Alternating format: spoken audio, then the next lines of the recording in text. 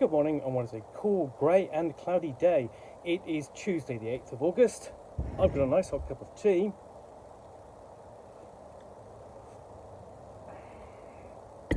And an expansion to unbox. This is Rise of the Dread Moon Quest Pack. Expand your HeroQuest Game System. And this is for the classic, basically dungeon exploration, role-playing board game HeroQuest, originally published by sort of Games Workshop and sort of like Milton Bradley, I believe, back in the day. Recently reprinted in an all-new edition by essentially Hasbro through its Avalon Hill imprint, and it's always good to see Avalon Hill, the Avalon Hill name on anything. So yeah, the chilling night of the Dread Moon is approaching. Cold metallic moonlight casts an eerie glow over Elathorn in this HeroQuest expansion that continues the dramatic story of treachery and civil unrest within the Elven Kingdom. At a time when Elathorn should be enjoying peace following the safe return of Princess Melandriel, Sargon's fiendish agents run amok, led by the traitorous Sir Ragnar.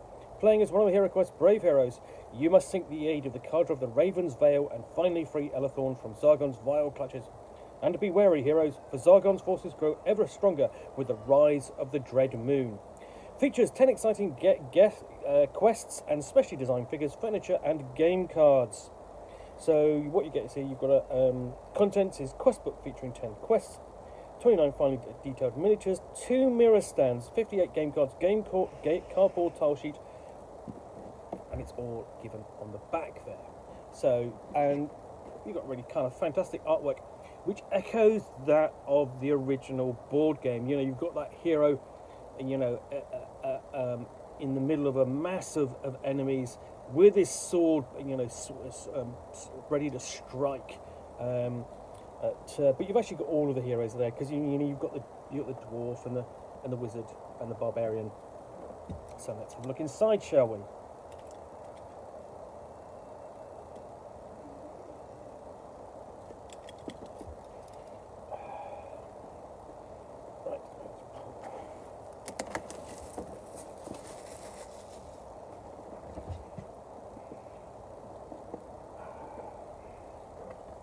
So the first thing you see is that, and you've got in there, got a little advert sheet for the companion app, which makes the game easier to run, all the cardboard pieces you need, and then below that you have that. I mean, the other great thing about this is, for me, when I'm doing an unboxing, is that these pieces are really kind of tightly bound in, so they are difficult to pull out. So, I'll show you that.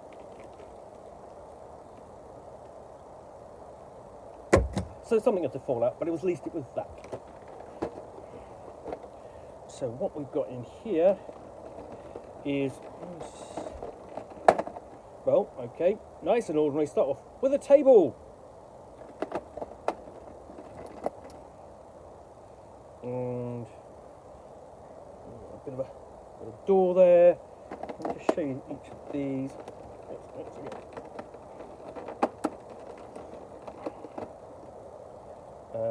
And got a chunky piece of furniture there. And so this is, you know, it's 2023, and all this is done in sort of like quite heavy plastic. And go back in the day, it was all done in you know, in cardboard, more than a mixture of cardboard and plastic. And it was even then, it was noted for you know, the quality of the playing pieces, because you put these pieces down on the board and they really sort of, the whole thing comes alive. And then we've got like elven archers,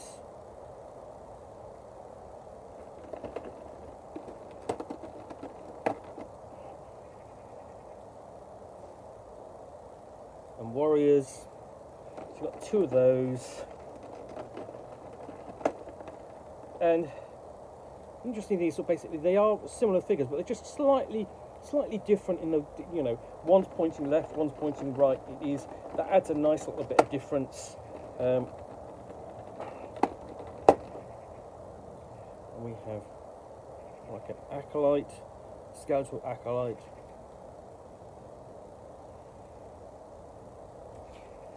And you've got several of those.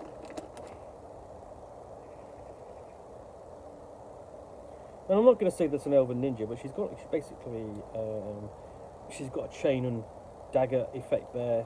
I can't remember the name of the weapon she's using, but I do remember it appearing in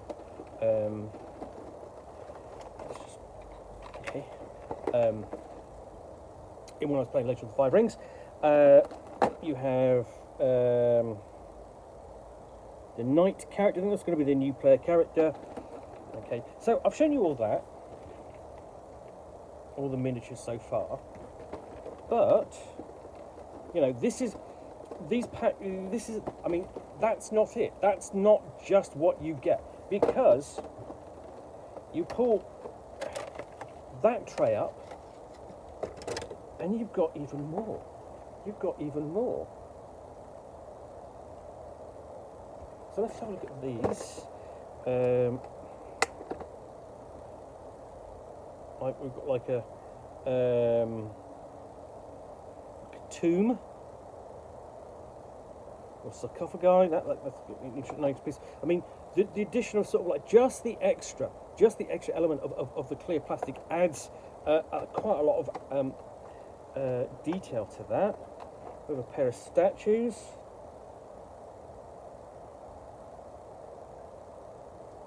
So you've got some fantastic pieces of sort of like statuary and furniture, essentially dungeon furniture, to show off to your players. And we have a classic kind of altar, complete with you know, evil tome there. You've got a demonic skull on the table, and a crystal ball there. We have a couple of other, like basically they're going to be like elven knights. Got two of those.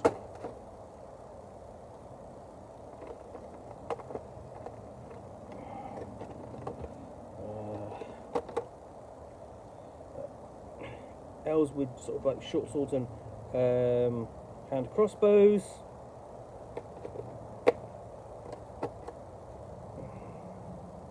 Kind of with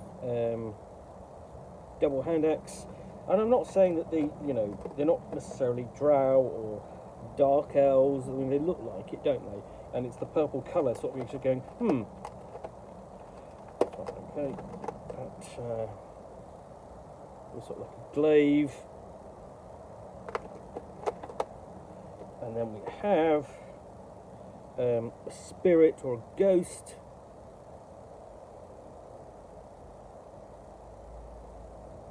You can't see just the amount of detail on this face. Let's see if I can.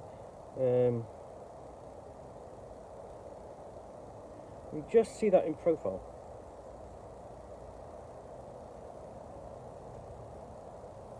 So that's a fantastic figure, and you've got three of those. There's the other two, and you've got one big kind of summoned monster, and again you've got that lovely detail on the face. The moulding on these are really fantastic, they're really good. So yeah, that's all the miniatures in this set. So you put this all back, so you also have the various cards. So let's see if we can slip this. Just gonna.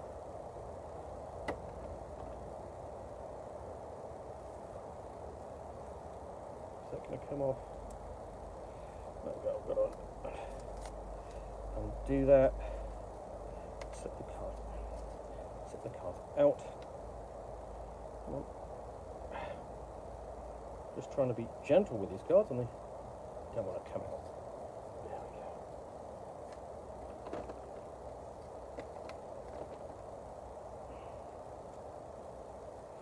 So you've got the character cards. There's the new character, the Knight skill, and you see all these details on there. A Knight's challenge, stalwart, and shield block, and then you've got a little card for that going you are the knight. And on the back, you have his stats. So yeah, that's what you're going to be playing if you are the knight. Then you've got essentially cards for the mercenaries, different mercenaries. So they're mercenaries, not necessarily. Okay, they are elvish, but they are mercenaries. So you've got monster cards or encounter cards. So you can see these characters, NPCs, are reflected in the design of the miniatures. And then we've got the monsters. So just and other. So not that. Okay. So you've got all these monster cards. You've got Elven Archer, Dread Cultist, Elven Warrior, Assassin, Magus Guard, Spectre, and Dread Wraith.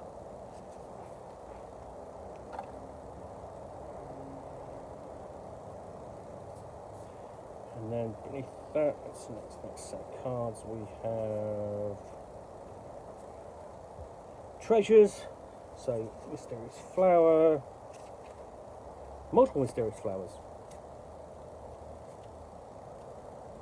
sacred plants, unidentified ingredient, poison,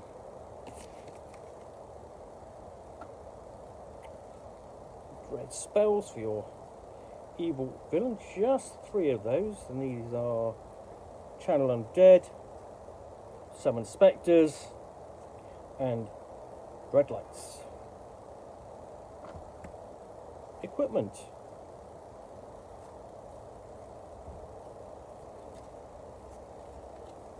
Caltrops, reagent kit, smoke bomb, hand axe, and helmet.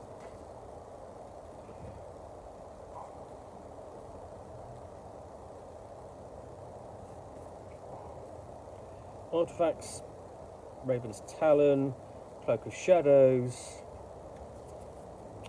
Scales of Elethon, Phoenix Ash, Dawn Shield, Spell Scroll, and so on. And then we've got all the rest. Essentially, we've got alchemy, things like celerity, potion of defense, potion of lesser healing. So that's all the cards you're going to get in the game. Quite a lot. There's a lot of interesting, monsters, new characters, new character to play. It's really quite. The cards are really nice. I think overall, I'm really quite impressed by those.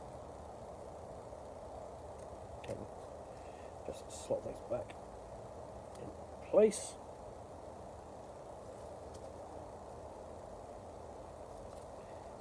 And then we've got the book to look at.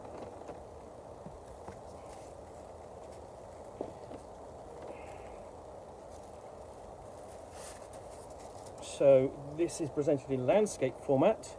So we've got the cover again from the front of the box, and this is designed for 2 to 5 players, aged 14 plus,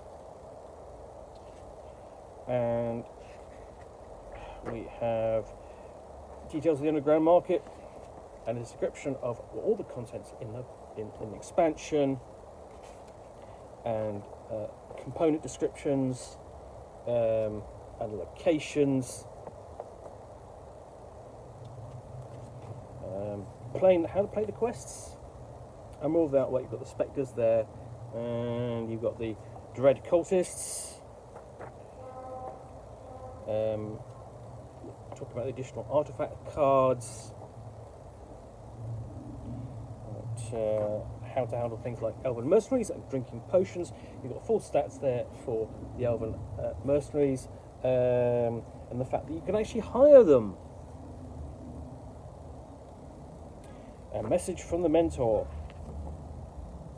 Before we get into the quests themselves, we've got the quest map guide, how to use that, and we get the first quest there, ancient waterways within.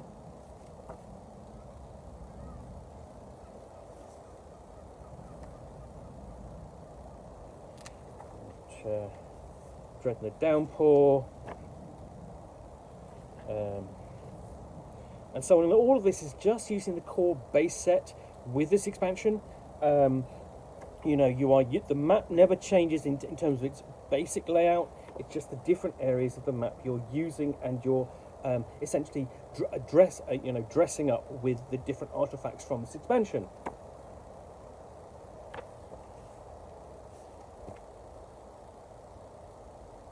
So all the way down to, we have Under the Dread Moon, the final quest.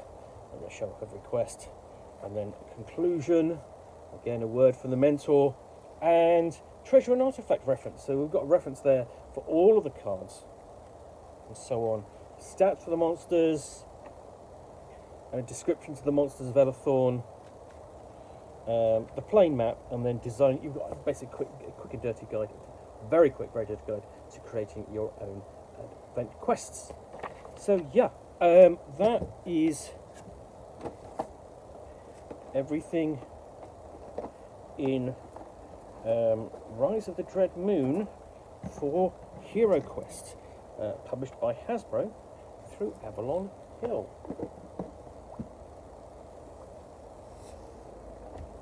Well, I hope you've enjoyed this unboxing in the Nook. If you have, then please do click on the like button down below.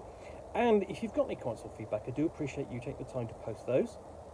And if you want to be alerted to get more unboxings in the Nook, where you will see me out here with a box, which I will unbox and chat about its contents for roughly 10 minutes or so, all of course accompanied by a nice hot cup of tea.